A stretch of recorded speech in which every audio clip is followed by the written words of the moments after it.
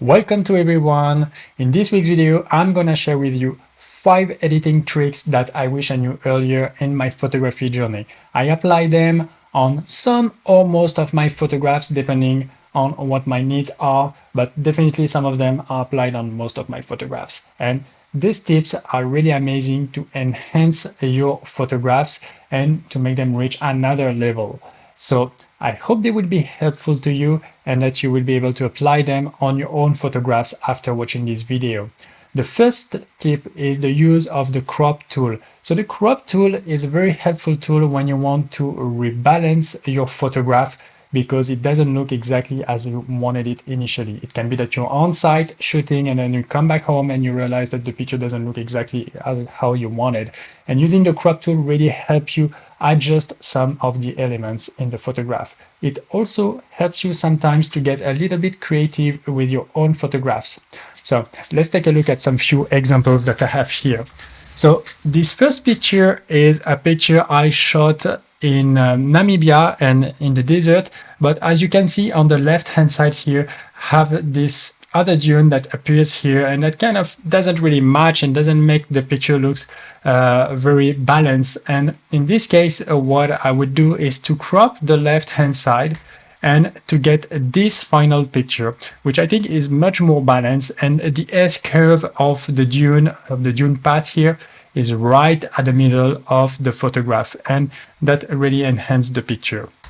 Another example I have here is the shot I took in the highlands of Namibia. It's a beautiful place, and the first shot I think I took when I was in Iceland, so it's really a nice memory, and I really like it. And in this case, I wanted to get it a little bit more creative in some ways and to get it as a panorama. And for this, I just cropped it up and down and I get the picture as a panorama. So I kind of changed the way we look at the picture. And also if I want to print it, then I can have it either as a panorama or as a full picture. It really depends on what you prefer, your own preference here. And the last one is this photograph I shot in the Lofoten Islands on a very windy day, as you can see around here. And basically, this is the original picture, and I realized that the bottom part of the picture was not really interesting, so I just cropped it to recenter and have all the attention on the tree here and the wind blowing around. Definitely something extremely helpful and that can really enhance your picture by playing a little bit with it. You won't completely change your picture, but it can really help to rebalance it. So the second trick that I wanted to share with you is the use of the healing tools or the generative fill on the new Photoshop beta. And this is really amazing because it can help you sometimes correct your picture in a way that's really natural without denaturing it, and it also helps you correct some of the unwanted element like sensor dust or like whatever water droplets on your lens. So you should really use it if you can. And here I have some few examples of how I used it on some of my pictures. So this was this summer in Switzerland, a tour I did in Switzerland. And if you guys are interested, you can take a look at those, I'm not sure where it will appear, the link on the top here on some of my videos that I recorded there. And to get back to this picture, the bottom part here, I thought it was really cool when I shot it initially, but then I realized when coming back home that's not really what I wanted. So I used the generative fill, which is on Photoshop Beta, which is actually much more useful than the content aware you have in the normal Photoshop. And that's the result I got. It really created here a natural aspect of the trees, and the picture looks to me much more natural that way. And I should have actually gotten a little longer with my lens here to avoid having to do this. And just doing this really helps to enhance and make the picture natural. Now, a second example that I have is a picture I shot in Chile when I was in Latin America for about a year. And As you can see at the bottom here on the left hand side of the picture, the road is slightly visible and a walking path as well.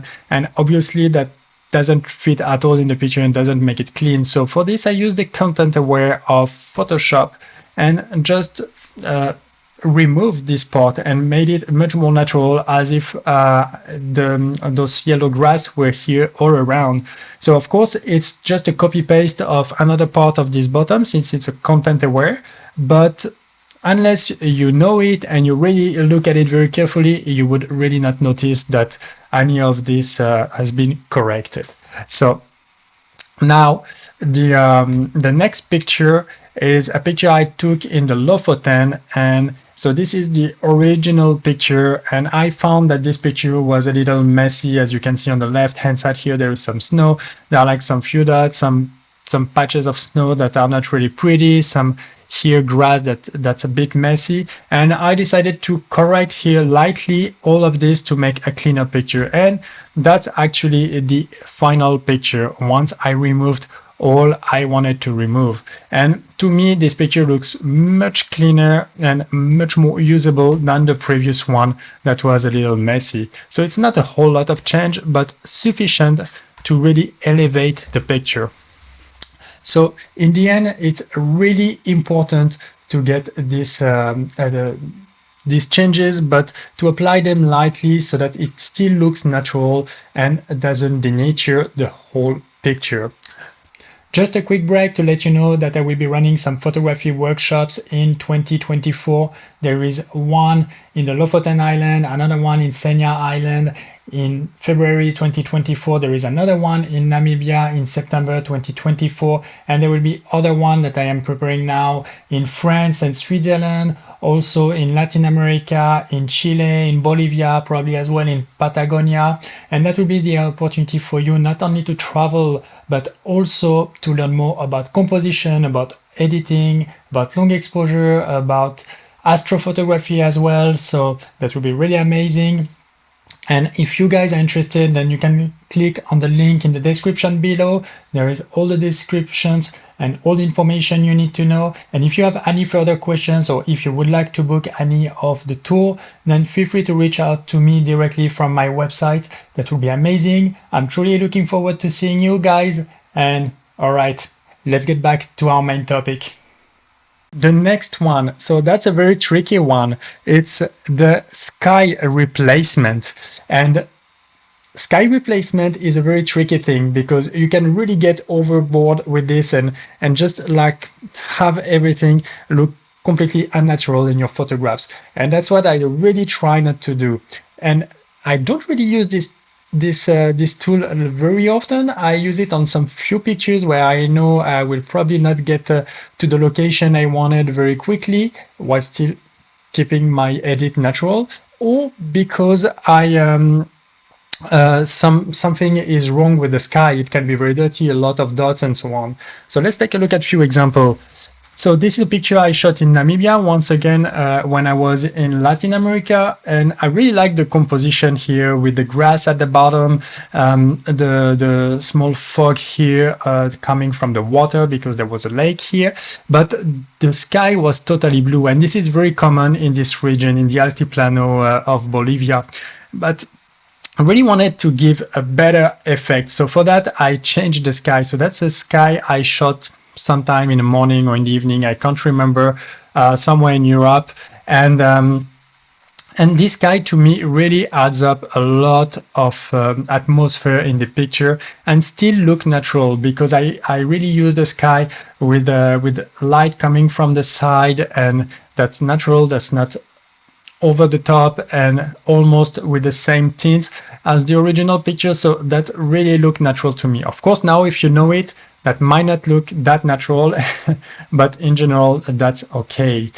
The second example I have, and that's one where I went maybe a bit over the top here, where basically it was a rainy day and a lot of people, and I changed the sky with a sunset sky. I think this is not a too bad edit, to be honest, but if you know the original one, then you will realize, wow, that's a lot of work here. Yeah, that was. So I removed a lot of people around, and I changed the sky, made the light, create kind of a fake sun, and did quite a bit of edit. That's not something I do a lot, and to be frank, today I might not even do it again because I still think that it's a little tricky and it's not very natural. But well, I still like this picture, so I keep it for now. The next one is a picture where actually the sky was completely dirty because the camera was very close to the water and there were a lot of droplets on the lens. So that was not really visible on all the other parts of the picture, but the sky is really dirty. So in this case, I changed the sky completely. I still kept the similar atmosphere, just of course there was much more highlights in the sky, so I had to adjust with a little bit more light here on this side of the mountain and on the water as well. So in the end, I just adjusted the picture as it needed to be to make a cleaner sky and a cleaner picture. So in general, I really try to get the picture, the edit in the sky like as light as possible or as natural as possible, and I really don't use it a lot. I probably did about 10 pictures with all of this, and I'm shooting all year long, so it's really not a lot of changes. The next trick that I am using is using the transform tool in Photoshop. So either using the transform tool when you're in Photoshop by doing a Ctrl-T, or you can use also the puppet drop. I'm not sure what's the shortcut on it, but it really helps you to just adjust some few parts of your pictures. And I really like to do it because sometimes it gives a lot of volume to some of the elements that could appear very small in the picture, and it can reflect the feeling that you had once you were on site. And that's especially true when you're using a wide angle lens, which can sometimes make some elements very small while emphasizing some others like foreground and background. And let's take a look at some few examples here. So this is the first example I have. This was this summer when I did this Swiss and French mountain tour, and so there is this mountain range on the background here, and I basically wanted to change it to make it a little more imposing, and I adjusted it so that it looks much more prominent on the background. And to me, that still looks natural. It's not like extremely extended like you can see on some pictures on social medias where people are really extending the pics, and that doesn't look natural by any means. That's not something I really enjoy. I like to still represent the reality of what I'm seeing. The second picture is a similar effect. This mountain on the background is really small actually here in this picture, and I really wanted to give it some volume so that it really aligns with the foreground, with those beautiful plants that are also imposing. So for this, I made it a little bit bigger here, and I still think it looks natural and people would not really know it, and it hasn't been extended. I kept the same shape, I just made it a little bit bigger by cutting it in Photoshop and extending it a little bit, making it a little bit bigger with the transform tool. The next photograph is a shot I took in Iceland while I was doing the same hike as I mentioned earlier, the Laugavegur hike. And here the mountain and the volcano, it's not a mountain, appeared amazing with the river on the foreground leading the path to this beautiful volcano. But when I looked at the picture a second time, I realized that maybe with a little bit more volume that would really help to improve it, and that's what I did. And you can see here that adding a little bit of volume kind of really helped with the picture, with the overall picture.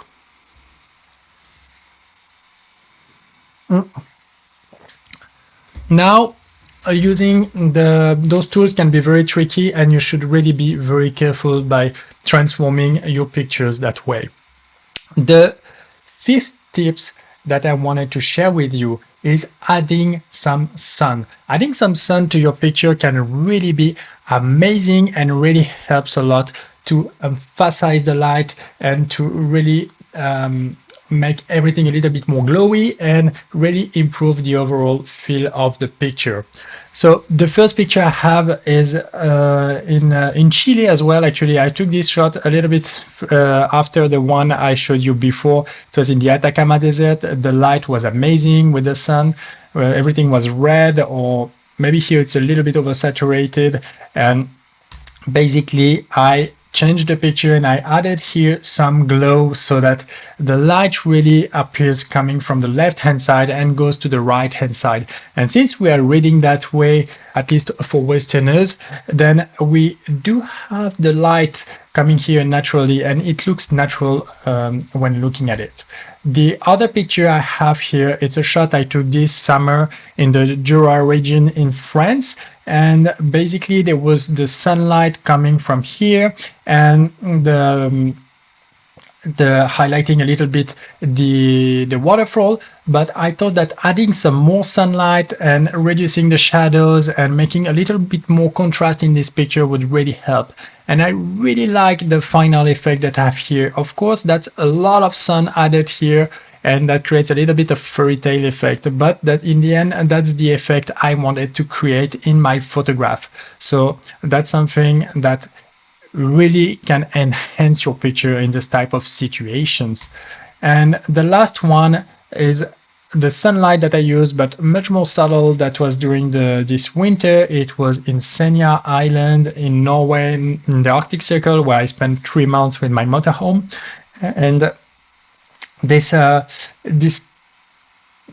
mountain and this picture are really amazing because the sunlight was coming from the left hand side and highlighting the mountains, but was missing a little bit of dynamic. And by adding a little bit of dynamic to this picture, the sunlight, a little bit more contrast here, and highlights on the wave, then the picture completely changed dimension, in my opinion, and really makes it a lot more attractive. That's pretty much it for all these tips, and in my opinion, some of them I really use them a lot. Like for example, the sunlight. That's something I use a lot in my pictures. Some others, like transform tools or the sky replacement, I don't really use them very often, but when I need them, I'm really happy to know these techniques and to know how to use them without making things look weird. For me, it's really important to keep everything look natural and to really apply it properly to your pictures. All right, so I hope this was helpful and that you really enjoy watching it. And if you guys really enjoy watching it, then you can click on the subscribe button below and give me a thumbs up. That would be really amazing. And in the meantime, I wish you good luck with your photography and hope you enjoy your week.